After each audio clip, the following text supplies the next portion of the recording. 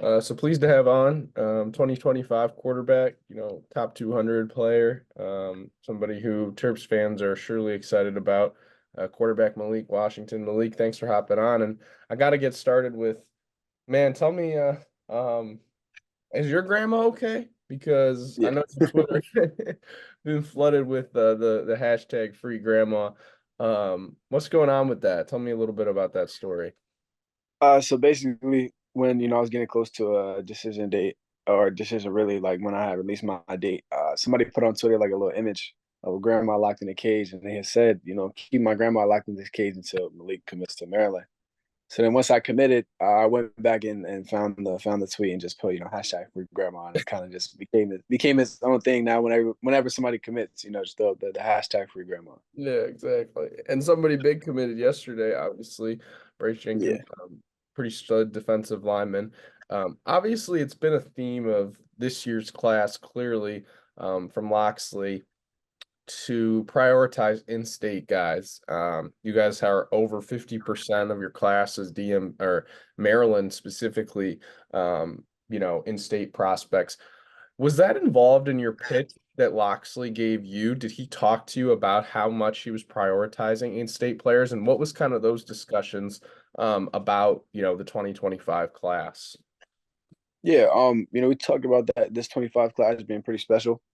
And it kind of starts with the in-state guys. DMV has a whole bunch of talent here that's kind of not really tapped into. The last time Maryland had a bunch of in-state guys, they did pretty well. So it's just they talked about really just keeping all the talent home, and be able to play together. And we all grew up together, so it's just keeping these guys here and be able to build that team and that chemistry. Right. So what would you say has been kind of the, I don't know, Maryland, when Locksley got here, it was a huge thing about, we want to prioritize the in-state players, right? Just like any coach would say. And it hasn't necessarily shaped out that way. I think the average percentage of Marylanders that have been in Maryland's recruiting class, so in every Terp recruiting class is around 30%, 34%. You guys are the first time it's been over 50, with a class of a decent size. Why do you think that former prospects maybe weren't coming to College Park? And what made you and other guys kind of decide to buck that narrative per se? I just feel like some dudes thought that they couldn't do it from home.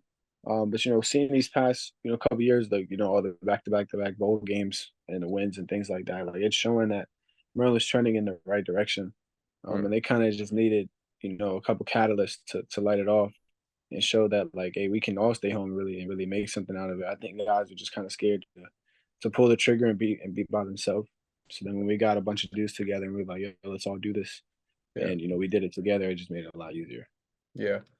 I know I talked to a couple guys in the class so far, and they mentioned you as kind of, you just committed, so I'm sure it's hard, but as a quarterback and, a nationally, recognized quarterback, that really does a lot for helping to bring in other elite prospects. How much sway do you think that, you or guys who are of higher caliber prospects, how much does that help other players want to come to Maryland or to other schools even?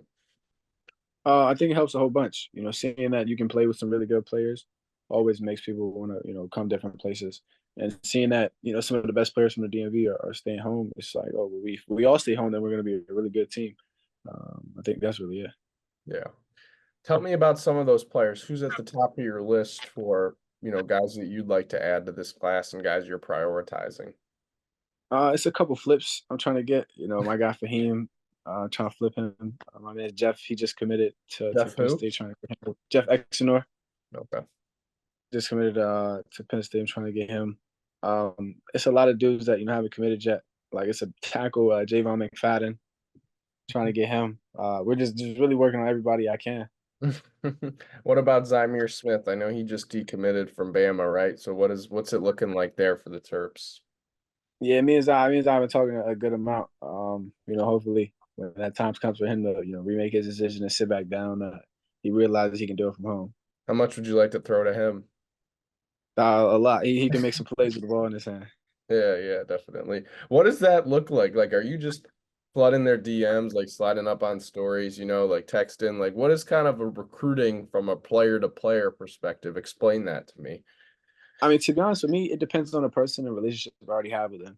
So if I know them already and I know I can talk to them a whole bunch about it and just keep messing with them about it, and it'll like kind of plant that seed in their head, then I will. But if Yeah, it's somebody I really don't know, like that, I'll approach it a different way. Just kind of like, hey, like we got something cooking over here, da da da da. Like just looking into it. You know, if you want to talk more about it, we can talk more about it. And I kind of take a more relaxed approach. right. What was kind of I know that recruiting decisions can get, built up and blown up for sure. I just want to know what was the number one reason you decided to stay home, Malik? And that just and when it came to Maryland, when you had your pros con list, what just like were you like, man, if I don't go to UMD, like I'm gonna this thing will make me kind of make me sick over it. Really, I'm just really big on family. Like I love my family a whole bunch, and my family has done nothing but support and love me throughout this whole thing. So Hmm. it's just ability to stay home and kind of have them be able to come to everything and not have to miss out on anything. Like family reunions or whatever it is. Like I'm 40 minutes down the road, I can come back for a weekend and figure it all out. Or them being able to come to my games and watch me because that's what they've done, since I was younger. And just kind of having that support system still here would just help out a whole bunch. Right. And would you say that, you know, staying home, obviously, you said it earlier, some dudes didn't think they could do it from home. How much did Talia's success, I mean, that's basically who's Loxley's had at UMD and other quarterbacks that he's coached. Did you study those guys to see like, hey, like, can you develop quarterbacks? Can you make sure that because getting to the league is obviously, priority. How Mhm. much did you look into kind of the history of Loxley and his offensive staff and developing quarterbacks? Oh, I looked into it a pretty good amount. Like some of the guys he had. Of course he had Lee at Maryland, but he had Jalen at Alabama and Tua and Mac and those guys, and the Mm, fact that they all made it. Lee had broke the Big Ten passing record. Like it just shows that when there's a good quarterback in that system, that they can make things shake. yeah. When you kind of talk about, yourself as a player, a lot of reports, I mean, at the Elite 11 per se, like I know that was one of your biggest kind of coming out parties. You'd been known, but that was, got obviously a huge step in your prospect journey, I guess you could say. And a lot of the reports came out that, and I hate using per se um the developing trope because I think all quarterbacks develop at different rates, but a lot of guys said that your tools are just ridiculous. What are you kind of prioritizing in your development? I want to know like what are you working on? What is kind of the thing that you've identified as, hey, like I need to be better at this in order to reach the levels I want to reach? Really just staying consistent. I've talked to a lot of the guys, at the next level. And what Mm, they talk about, one is digging into your playbook and understanding, what you have to do and understanding the defenses, which helps slow the game down. But then two is just being consistent. At the Elite 11, one thing like I thought about, we were doing the rail shot challenge, and Dylan Gabriel, like the ball was in the same place every time. Like it literally like it was crazy to watch. Like four times in a row, it's just bow, bow, bow. Like wherever he wanted the ball to be, that's where the ball was. So it's just all about consistency, really. Being able to do the same thing over and over again. yeah. And how do you do that? Is that footwork? Is that arm slots? Like what is it specifically fundamentally that you're trying to navigate? I was really muscle memory. Like, if you do it enough, then you'll kind of get better at it, just like anything else in life. So it's just, if it is my feet that are off, that are messing up my throw, then I'll get my feet together. If it's I'm not getting enough, retention like on my throw, like I'm not disassociating enough, like it's little things like that that'll change the throw dramatically. And it's really about self correction. So when you understand all those things that can go wrong, and you see something that goes wrong, you understand why. It just helps you, bring it all together. Yeah. And then what's been kind of for you, who's been the main influencer? Like, do you have a private QB coach? Is it your high Yeah, my guy, Coach Aaron, with Respect and Honor Academy. That's my dog. We've been working together since like eighth grade. He's helped me out a whole bunch, changed my game a lot. Yeah, he helped out a lot. Maryland hasn't beaten one of those big teams, right? We talked about the bowl games, but a win hasn't come against a Michigan, an Ohio State, a Penn State. How much is that? I know that, you and Bud were texting about a Big Ten championship, and that's obviously the ultimate goal, but it starts with beating one of those teams, I'm sure. And you decided to choose Maryland over one of those, over a lot of those teams. I mean, Oregon, I know, was kind of up there for you. What do you think is what is needed the most? What is the difference maker in order to win one of those games? I think it's just really preparation and the willingness of guys to put their bodies on the line for their team. I think in any big game, really, that's all it comes down to is just preparation and how much you want it.